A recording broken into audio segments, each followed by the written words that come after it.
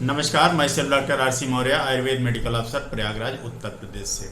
प्रकृति में सब जगह या धरती पर सभी जगह एक जैसा वातावरण, एक जैसा क्लाइमेट नहीं रहता और सारी वनस्पतियां एक समान पूरे धरती पर नहीं पाई जाती। कुछ विशेष वनस्पतियां कुछ विशेष जगहों पर ही पाई जाती है। ऐसा क्यों होता है? इसके पीछे कारण यही है कि जो वनस्पतियां जिस क्लाइमेट में अपने आप को सरवाइव कर ले जाती हैं, वो वनस्पतियां ही वहाँ उत्पन्न हो पाती हैं और दूसरी वनस्पतियां नष्ट हो जाती हैं।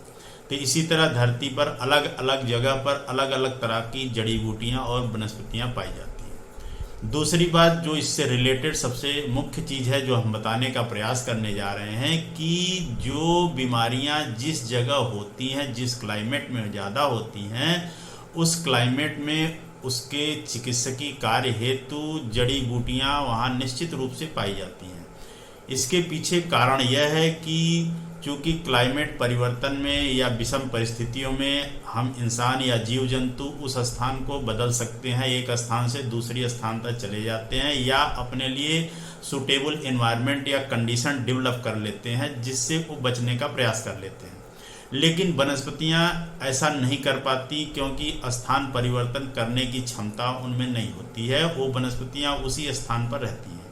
तो वो वनस्पतियां इस विषम परिस्थिति से बचने के लिए अपने शरीर में, अपने अंदर एक फाइटोकेमिकल्स, कुछ ऐसे फाइटोकेमिकल्स डेवलप कर लेती हैं जिसके कारण उस विषम परिस्थिति में वो सरवाइव कर लेती हैं। यही फाइटोकेमिकल्स जो औषधि गुणों से युक्त होते हैं, इसी का उपयोग हम इंसान उन वनस्पतियों से अपनी चिकित्सा के लिए, अपने स्वास्थ्य की रक्षा के लिए करते हैं। यही औषधि गुणों से युक्त होती हैं वनस्पतियां, जो इसके फाइटोकेमिकल्स के कारण ही होती हैं। तो यही फाइटोकेमिकल्स उनको जो विषम परिस्थितियों से बचाए रखते हैं, और यही फाइटोकेमिकल्स जो हमारे लिए चिकित्सकीय कार्य हेतु उपयोग में लाए जाते हैं। तो जो बीमारियां जिस क्षेत्र में होती हैं, तो निश्चित रूप से उन बीमारियों के इलाज के लिए उत्पन्न होने वाली वनस्पति भी वहाँ पाई जाती है, ऐसी संभावना व्यक्त करी जाती है। क्योंकि कुछ ऐसी औषधियाँ हैं जो बहुत सामान्यतः पाई जाती है, जिसको हम आप इग्नोर करते हैं।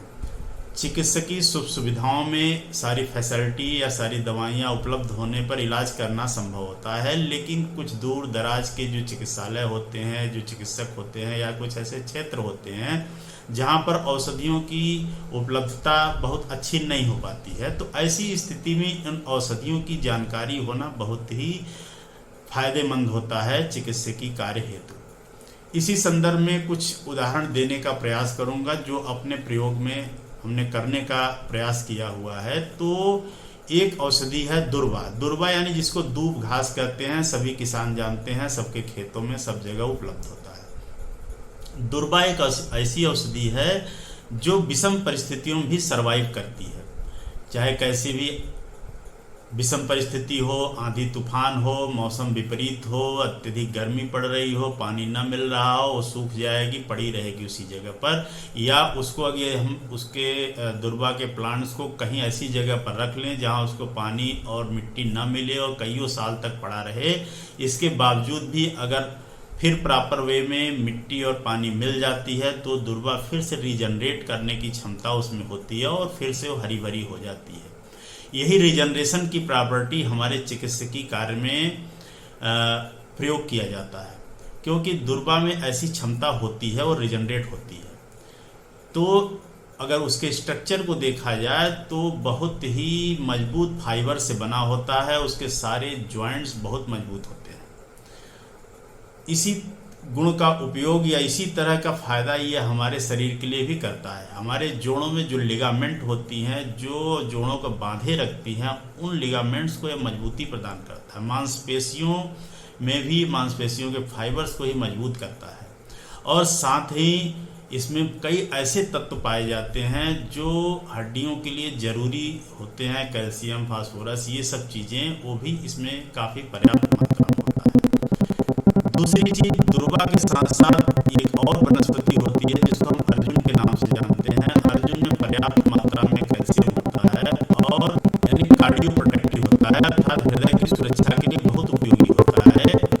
हृदय रोगों में सभी लोग जानते हैं कि अर्जुन के काढ़े का या अर्जुन से बनी औषधियों का प्रयोग करना लाभकारी होता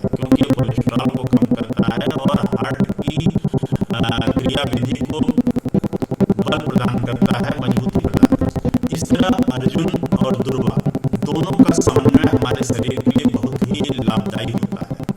यदि हम कुछ औषधियों के साथ, जैसे लाक्षादि गुग्गुल या पुनर्नवादि गुग्गुल के साथ या योगराज गुग्गुल के साथ दुर्वा और अर्जुन का काढ़ा देते हैं सुबह शाम प्रतिदिन, तो ज़्यादा लाभ होने की संभावना होती है। और जोड़ों में जो इस तरह के ऑस्टियोआर्थराइटिस की समस्या उत्पन्न होती है, एक अवस्था के बाद हड्डियों के जोड़ कमज़ोर होने लगते हैं, उसमें मजबूती कम होने लगती है, उसको यह ठीक करने में सहायक होता है और उसमें काफ़ी लाभ मिलता है। जो लोग ओवरवेट होते हैं या मोटे होते हैं या जिनमें मोटापा की समस्या, ओबेसिटी की समस्या होती है, उनके फैट को कम करने में भी यह काढ़ा बहुत ही लाभदायी होता है। यदि आरोग्यवर्धनी बटी 2-2 गोली सुबह शाम दिया जाए और इस काढ़े का साथ में उपयोग कराया जाए तो बेहतर लाभ देखने को मिलता है और किसी तरह का कोई हानिकारक प्रभाव भी देखने को नहीं मिला है।